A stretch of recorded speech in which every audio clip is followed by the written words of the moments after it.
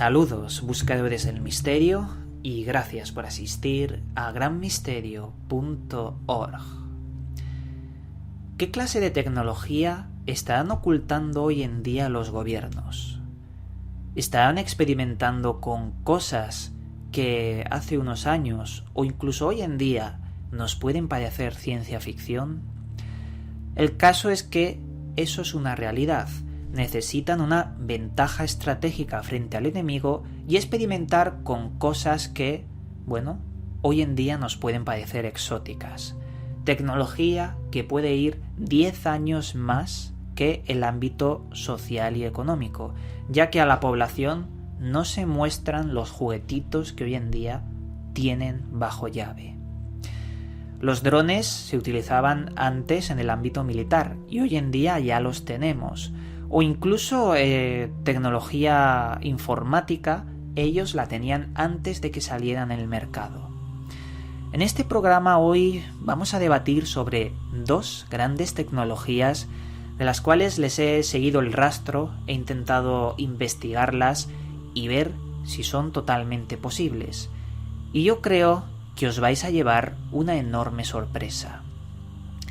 Veréis, la primera tecnología de la cual os voy a hablar se trata de el campo de fuerza. ¿Quién no ha visto películas como Star Wars, Star Trek, en las que una enorme masa de energía que crea una cúpula es capaz de resistir misiles, láseres y demás? La cuestión sería, ¿esto es posible hoy en día? Y la más importante, ¿tienen esta tecnología los militares hoy en día? Veréis, para saber si esto es posible, hay que estudiar las 4 grandes fuerzas que existen y que han sido descubiertas por la humanidad. La primera sería la gravedad. Sin ella, las estrellas explotarían. Saldríamos nosotros mismos disparados al espacio. Incluso el planeta no podría mantenerse como un puzzle. La gravedad puede atraer, pero no puede repeler de forma relativa. Es decir, hace falta toda la masa de la Tierra para atraer una pluma, pero nosotros mismos con nuestro brazo podemos levantar la pluma y repeler esa pluma del planeta Tierra. Por eso es relativo. El caso es que la gravedad no puede crear un campo de fuerza por ese mismo principio, porque la resistencia que ofrece frente a una energía que levanta la masa es mínima. Si vamos a la segunda gran fuerza descubierta por la humanidad, que sería el electromagnetismo, tendríamos que remontarnos al siglo XX con Michael Faraday, un británico muy brillante que descubrió este principio. Él se dio cuenta de que, con limaduras de hierro, al lado de un imán, estas formaban un dibujo, el dibujo de unos campos de fuerza. Él creía que esos campos de fuerza nos atravesaban a todos, creía en la existencia de líneas de fuerza que nos unen a todos, como él los llamaba.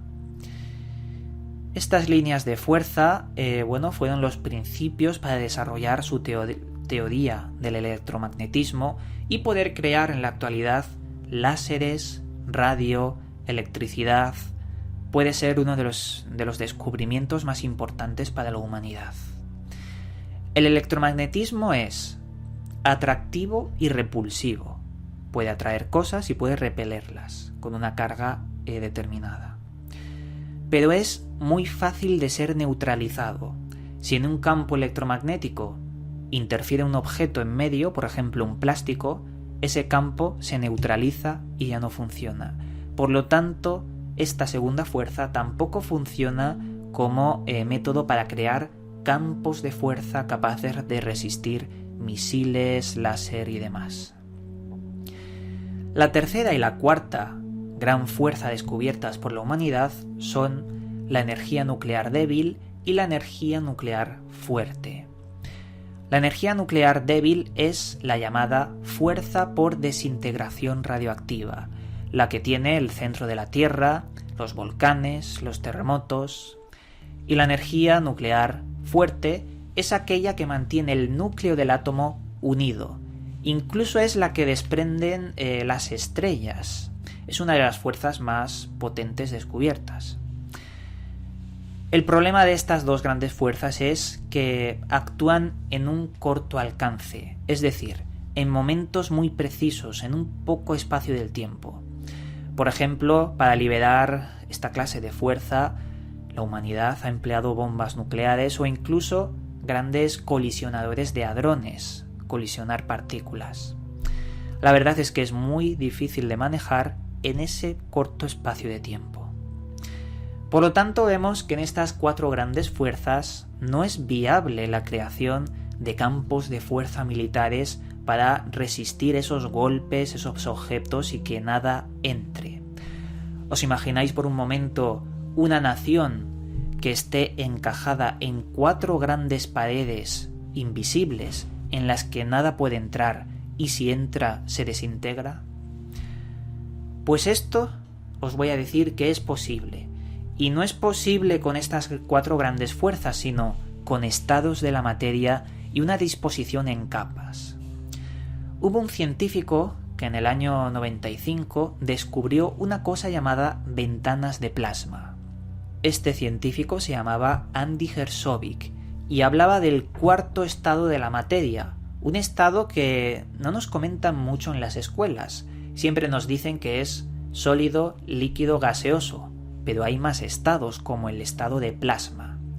Cuando el estado gaseoso se calienta muchísimo, este rompe sus estructuras, sus partículas, y se crea una especie de masa que han llamado plasma.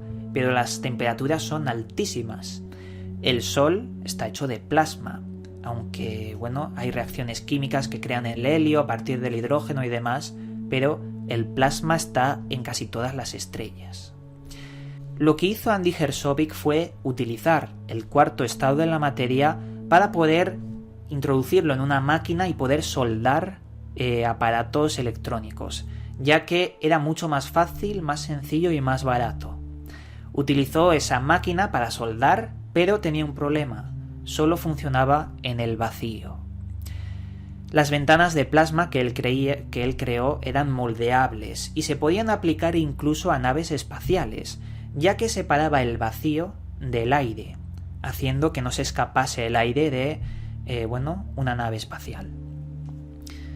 Pues este descubrimiento es el descubrimiento más preciso y más puntual para la elaboración de campos de fuerza, porque todo lo que entra en una ventana de plasma se desintegra.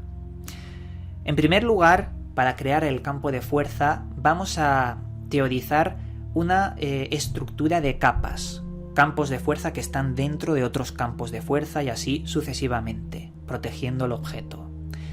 La primera capa sería la ventana de plasma, ya que todo lo que entrase ahí se desintegraría. La segunda capa estaría formada por microláseres. Estos láseres desintegrarían los objetos que han entrado en la primera capa y que han resistido la desintegración.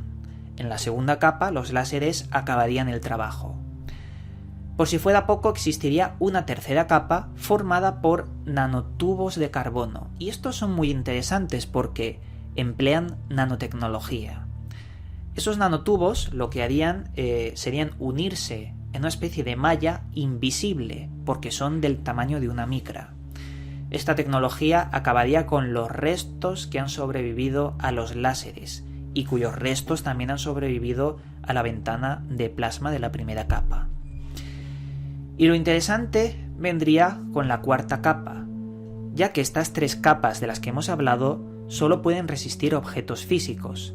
Pero ¿qué pasa si entra un enorme torrente de energía? No podrían pararlo. Por lo tanto, la última capa, la número 4, se basa en capa de fotocromática. Una capa fotocromática que se volvería opaca en contacto con esa energía y la neutralizaría. Sería algo similar a las gafas de sol, cuando le entra la luz ultravioleta y la puede atenuar, si se puede llamar así, pero a una enorme escala. Hay científicos que han planteado la fusión entre los nanotubos de la tercera capa y lo fotocromático de la cuarta, haciendo que estos nanotubos cambien de forma y de color y de propiedades en contacto de energía. Y bueno, básicamente esa es la tecnología capaz de crear un campo de fuerza totalmente funcional. Actualmente los gobiernos están experimentando con esto y es posible que ya tengan prototipos de resistencia, sobre todo en armaduras individuales para que nada penetre, incluso las balas. Pero el coste energético de mantener todo esto os digo que es tremendo, y mucho más si quieren proteger ciudades, satélites y demás. Si en el futuro se descubre una fuente de energía muy grande, muy viable, esto será posible. Si queréis más información de esta investigación, podéis ver el libro La física de lo imposible de Michio Kaku, donde aportan más pruebas, más científicos que están al tanto de esta tecnología. Y luego la segunda tecnología de la que os quería hablar es de la levitación magnética, algo similar a la antigravedad, por no decir que es prácticamente lo mismo, aunque tiene sus matices.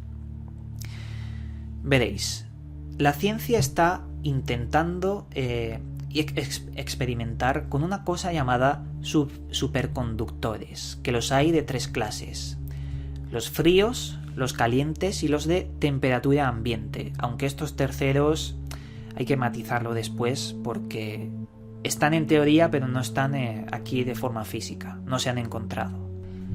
Los superconductores son la clave para una nueva revolución industrial, ya que estos aparatos eliminan casi por completo el rozamiento entre ambos aparatos eléctricos. Un ejemplo, tenemos los trenes maglev, que están creados en Japón, Corea y también en Londres, en los que son trenes que están flotando por inducción magnética. Flotan, están levitando, no tocan las vías. Son tremendamente caros y pueden alcanzar unos 600 km por hora o incluso más, ya que no hay rozamiento, no hay pérdida de energía e incluso podrían estar centenares de años sin parar. El problema, que los superconductores fríos, que son los que se utilizan, deben mantenerse fríos, y eso cuesta una barbaridad de dinero. Luego están los superconductores calientes, que es más de lo mismo, pero en vez de frío, caliente, hay que mantenerlos calientes. El problema es que para hacer levitar algo se necesitan estos superconductores basados en una composición cerámica que hace levitar casi cualquier cosa. Pero el problema, como bien estaba diciendo, es que son muy caros de mantener. La teoría es encontrar superconductores a temperatura ambiente.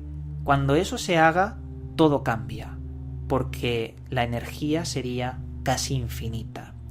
Aunque a los gobiernos esto no les va a parecer bien, porque quieren sacar tajada, quieren el dinero del gasto energético de todas las personas. Aunque la tecnología militar podría utilizarlo en clandestinidad para tener esa ventaja energética y crear esos campos de fuerza. Pero bueno, con esto es totalmente posible crear un cinturón de superconductor cerámico a temperatura ambiente y poder volar como si fuéramos Superman. Eso es totalmente cierto, se puede conseguir. El problema es encontrar ese superconductor a temperatura ambiente. Sobre esto hay un efecto llamado efecto Meissner que es muy curioso porque si tú colocas un imán a la vez de un superconductor, se genera una copia magnética, como una copia de la imagen del imán, que se repele a sí mismo y levita de forma ininterrumpida. Ese es el efecto que utilizaría los superconductores de temperatura ambiente. Es como que el imán se copia a sí mismo, pero de forma magnética, no física, y se repele la imagen al imán. Es algo raro y difícil de explicar, pero ese es el efecto Meissner, y el que podría plantear toda la revolución industrial. Pero bueno, mientras que se estudia por prueba y error, porque no se sabe a ciencia cierta cómo conseguir el superconductor a temperatura ambiente, hay otras propuestas que emplean algo contrario al magnetismo, el paramagnetismo, también llamado diamagnético.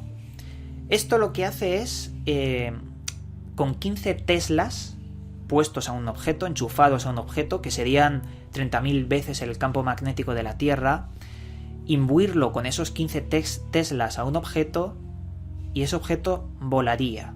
Porque nosotros tenemos propiedades magnéticas, nosotros y cualquier objeto no magnético.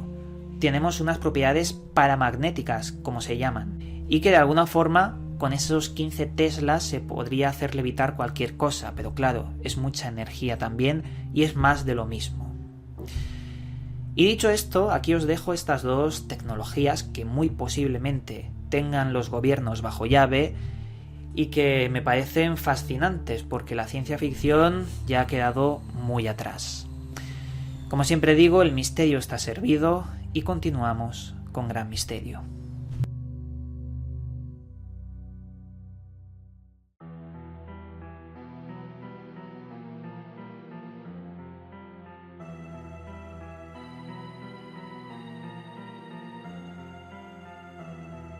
Esta vez en la sección Historias del Espectador, una seguidora de Gran Misterio llamada Paula nos ha enviado una crónica con varios dibujos sobre algo muy raro que se encontró de camino por la noche. Ella iba con su amiga hace unos 3 años, habían quedado con gente en el centro del pueblo e iban por unos caminos. Y en esos caminos de repente les apareció una luz que formó una especie de silueta y que, aterrorizó a estas dos chicas. Paula estaba muy exaltada por lo que vio. Lo que vio era una figura humanoide muy luminosa que ella identificaba como un fantasma, como un espíritu. Seguidamente, se fueron asustadas y se lo contaron a la gente. La gente, se burló de ellas, por lo que me comenta en la carta. Esta chica nos adjunta 2 dibujos. Nos adjunta primero la disposición de las calles, por donde iban, el momento donde lo vieron, el lugar exacto, por donde se fueron, y también nos adjuntan un dibujo en el cual aparecen estas 2 chicas y ese ser, esa cosa que no tiene explicación.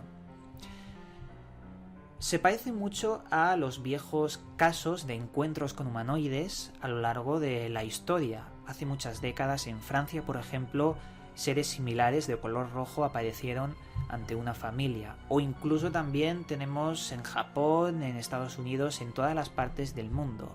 Son seres luminosos que en algunas veces flotan en vertical, algo que da bastante miedo, y que van acompañados con fenómenos ovni, muy parecidos al fenómeno de los vigilantes, de los que hemos hablado ya en Gran Misterio. Me parece una crónica curiosa que voy a archivar en mis archivos personales sobre Historias del Espectador y esperemos que nos mande más datos sobre si vio algo en el cielo y demás. Dicho esto, al haber compartido esta historia, que yo pienso que es algo que se debe hacer, darle voz a las personas que quieran contar algo, os dejo el correo por si queréis contar algo, que es granmisterio.correo@hotmail.com. Me fijo mucho en las historias en las que me aportáis pruebas, como es obvio, fotografías, vídeos o dibujos, como en este caso, que son que tienen mucha fuerza, que eso lo considero también bastante bueno. Y dicho esto, aquí acaba el programa de hoy. Estoy especialmente contento por todos vosotros, por las palabras de apoyo, por ayudarme día a día a hacer que todo este proyecto valga la pena. Ya llevamos mucho tiempo, casi 4 años y medio y demás. Y nada, vamos a seguir investigando cada vez con más fuerza. Desde aquí os mando un cálido abrazo y nos volveremos a ver en otro vídeo. Despertó la mañana del 4 de abril de 1561 con un espectáculo de ruidos y luces de varios colores. El fenómeno fue producido por unas esferas y estructuras